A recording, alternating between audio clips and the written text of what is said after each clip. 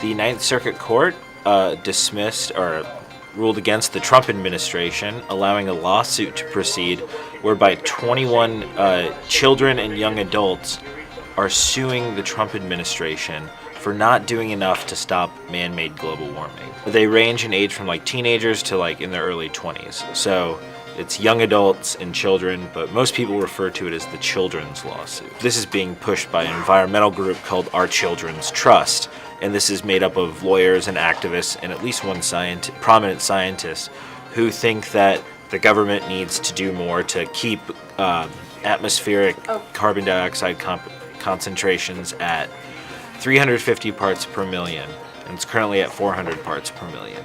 So they want technologies and policies that force out fossil fuels.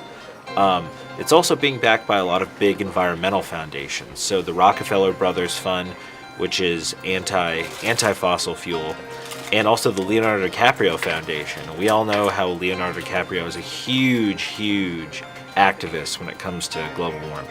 Well, the motive is pretty simple. They want to circumvent. It's pretty much they want to use the courts to do what they don't think they can get passed through the legislature.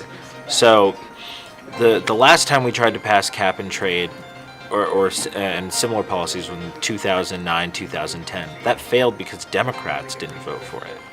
Now that Republicans are in charge and Trump is in the White House, they don't think they have a chance. And now this lawsuit is actually even started under the Obama administration in 2015.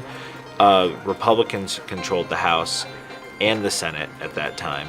So they obviously saw there's no chance of getting legislation passed. So what they're doing is they're using the courts under what's called the public trust doctrine to get them to argue that there's a constitutional right to a stable climate, whatever that means.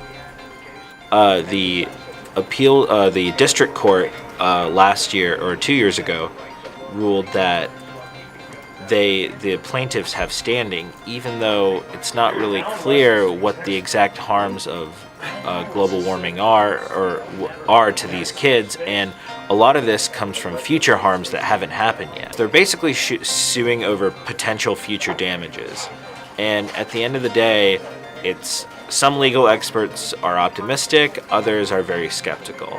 But basically what this seems to be is a way to get the courts to do what the legislature won't, which is arguably a very dangerous precedent to set. And also, it's not what the courts are meant to do. They're not meant to create policy.